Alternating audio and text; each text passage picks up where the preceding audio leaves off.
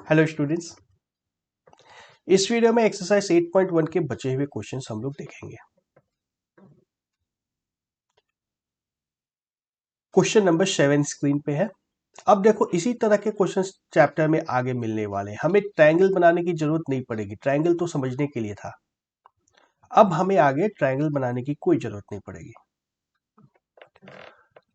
Question 7 बनाते हैं। हमें कॉट थीटा दिया है 7/8। Cot theta is equal to 7/8। याद हो गया है कॉट क्या होता था? बेस अपॉन परपेंडिकुलर होता था, यानी कि हमें बेस दिया है 7, परपेंडिकुलर दिया है 8। तो यहां से हाइपोटेन्यूज हमें मिल जाएगा। क्या आएगा? हाइपोटेन्यूज हमारे पास आ जाएगा 64 प्लस 49 कितना होगा?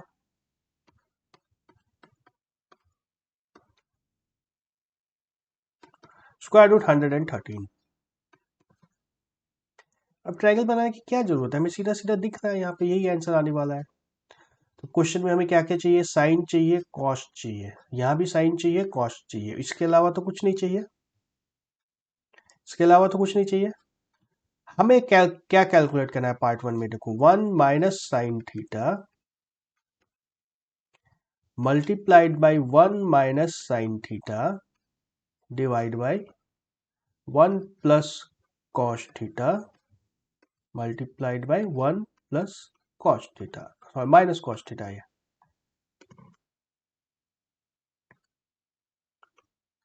यही करना है। तो हमें साइन और कॉस की वैल्यू बहुत आराम से मिल सकती है। साइन थीटा की वैल्यू क्या हो जाएगी? 8/√113। कॉस थीटा की वैल्यू क्या हो जाएगी? 7/√113।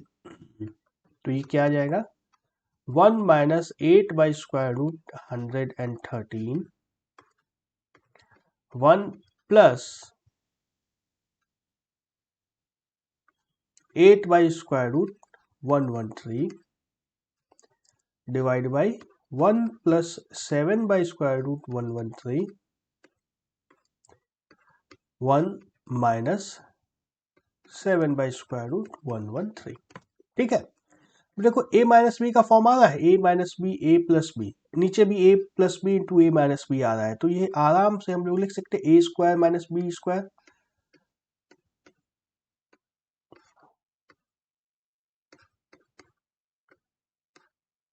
कोई दिक्कत नहीं है ऐसा लिखने में।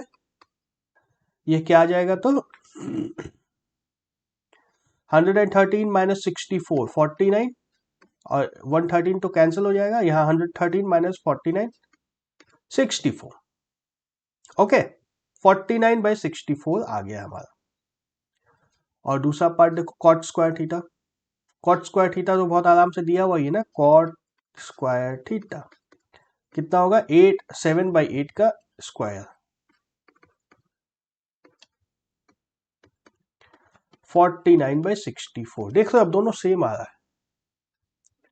ये इतना लंबा सा जो फॉर्मूला दिया है, 1 plus sine theta into 1 minus sine theta divide by 1 plus cos theta into 1 minus cos theta और कॉट स्क्वायर थीटा, एकदम दोनों सेम आ रहा है ना। 49/64 यहां भी आया, 49/64 यहां भी आया।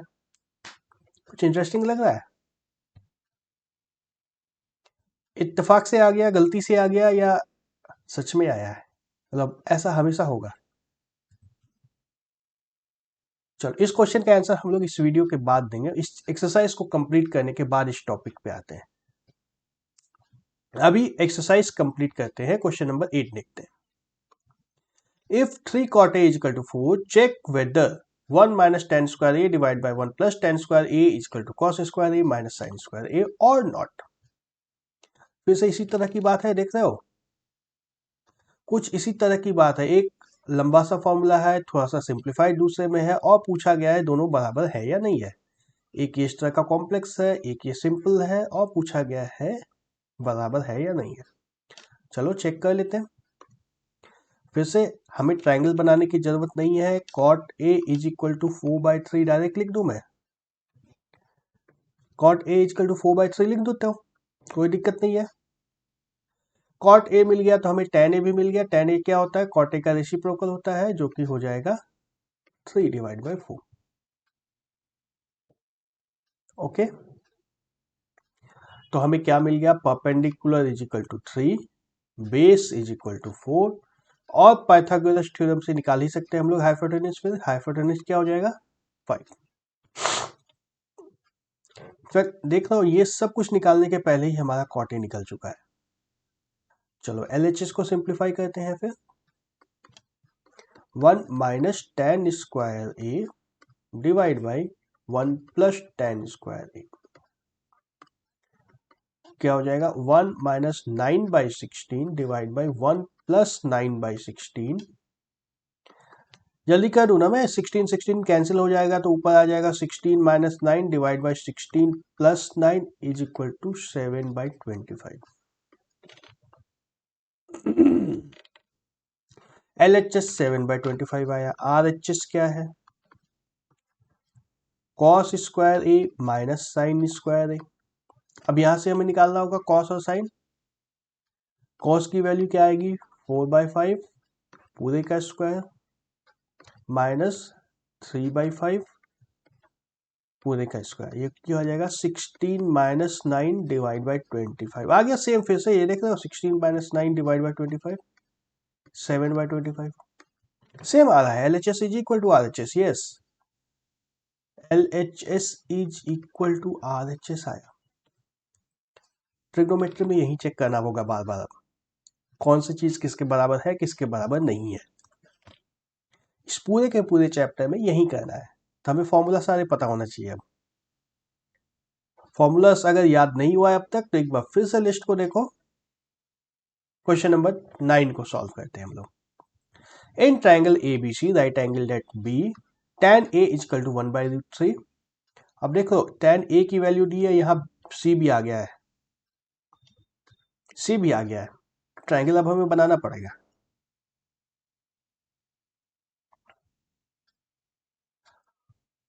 tan A is equal to 1/√3।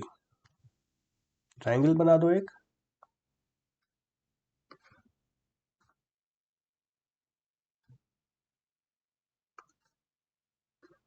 A, B और C। परपेंडिकुलर हमें 1 दिया हुआ है, बेस √3 दिया है। पाइथागोरस थ्योरम से यह भी निकल जाएगा, 2 आ जाएगा, यह आएगा 3 स्क्वायर प्लस 1 स्क्वायर, 3 प्लस 1 4, 4 का स्क्वायर रूट 2। क्या चाहिए, sign A,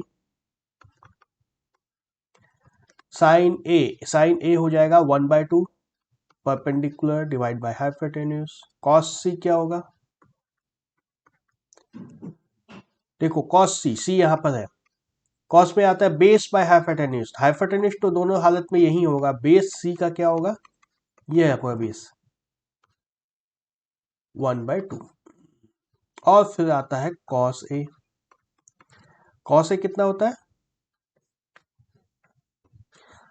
cos A base by hypotenuse जो कि हो जाएगा √3/2। और ठीक इसी तरह से sine C is equal to perpendicular by hypotenuse, C के लिए परपेंडिकुलर √3 है डिवाइड बाय 2। क्या निकालना था, sine A cos C plus cos A sine C. Sine A cos C half into half, half square plus √3 into √3, √3/2 का square 1/4 प्लस 3/4 is equal to 1। और दूसरे पार्ट की यदि बात करें हम लोग, तो हमें चाहिए cos A into cos C minus sine A into sine C. Cos A into cos C minus sine A into sine C 1/2 is equal to 1/2 into √3/2 minus sine A 1/2 into sine C √3/2 is equal to 0। पहले में 1 आया, दूसरे में answer क्या आ गया हमारे पास, 0। खैर answer जो भी आया कैसे निकल रहा है यह समझना है हम लोग को। समझ में आ रहा है, फॉर्मूले से सिर्फ कंफर्टेबल हो रहे हैं। अभी हम लोग जो भी फॉर्मूला देखा था उससे कंफर्टेबल होना है, किधर से कुछ भी तोड़ मरोड़ के दे दो तो कोई फर्क नहीं पड़ना है। LHS का RHS में जाएगा, मल्टीप्लाई का डिवाइड होगा, सिर्फ यही तो चल रहा है, बेसिक एल्जेब्रा है, ट्रिग्नोमेट्री एल्जेब्रा जैसा ही है। क्वेश्चन 10 भी देख लो तब। In triangle PQR right angle at Q PQ plus QR is equal to 25, PQ is equal to 5। अब पहले ट्राइंगल बनानी होगी, उसके बाद ही कुछ कर सकते हैं। Sine P cos P tan R, एक ट्राइंगल बना दिया जाए।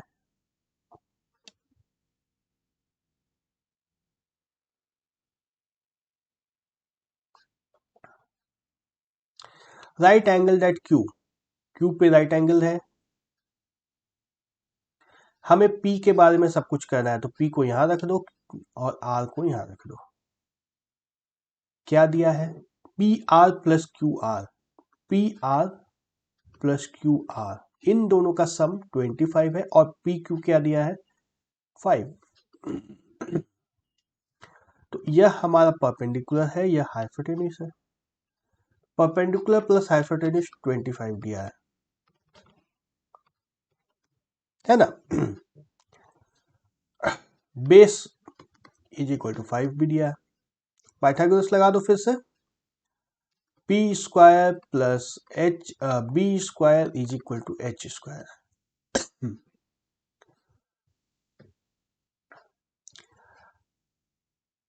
पी स्क्वायर को पी स्क्वायर ही रहने देते हैं, plus B square 25 is equal to H square. H किसके बराबर है? यहाँ पे देखो H is equal to 25 minus P है, इसका square. P square plus 25 is equal to 625 plus P square minus 50p। ये पी स्क्वायर कैंसिल हो गया, 50p इज इक्वल टू 600।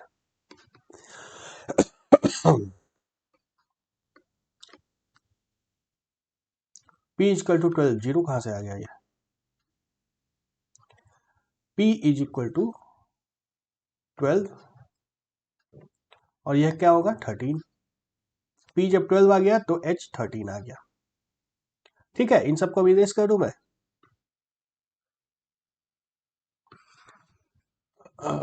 अब तो कोई दिक्कत नहीं है। साइन p कितना होगा? 12/13 परपेंडिकुलर है ना, साइन के लिए परपेंडिकुलर यह है। Cos p base by hypotenuse, यह कितना हो जाएगा? 5/13। और tan p, tan p को या तो परपेंडिकुलर बाय बेस डायरेक्टली लिख सकते हैं या sine p divide by cos p लिख सकते हैं। दोनों में कुछ भी लिखो, हमारा आंसर तो वही आएगा 12/13। 12/13 कहां से आ गया? 12/5।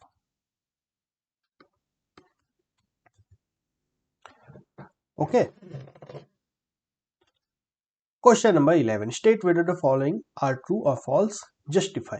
The value of tan A is always less than 1. Tan A is always less than 1. क्या यह जरूरी है? क्या यह जरूरी है? Yes or no? तो हमने बात किया था साइन A जो होता है perpendicular by hypotenuse, cos A यह होता है बेस बाय हाइपोटेन्यूज। तो ये लेस देन 1 होगा, यह भी लेस देन 1 होगा ना, क्योंकि hypotenuse is the longest side. कोई भी ट्रायंगल अगर बनाते हैं,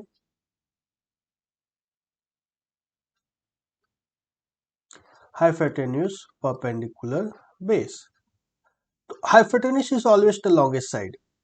लेकिन अगर tan A की बात करें तो ये होता है परपेंडिकुलर अपॉन बेस। परपेंडिकुलर और बेस में तो कोई रिलेशन नहीं है।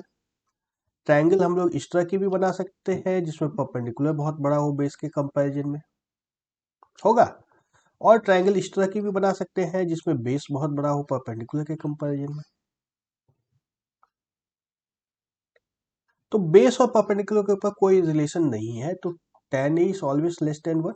No, false. Why? Because in the triangle perpendicular and base के ऊपर कोई रेस्ट्रिक्शन नहीं है, सिर्फ hypotenuse is the longest side.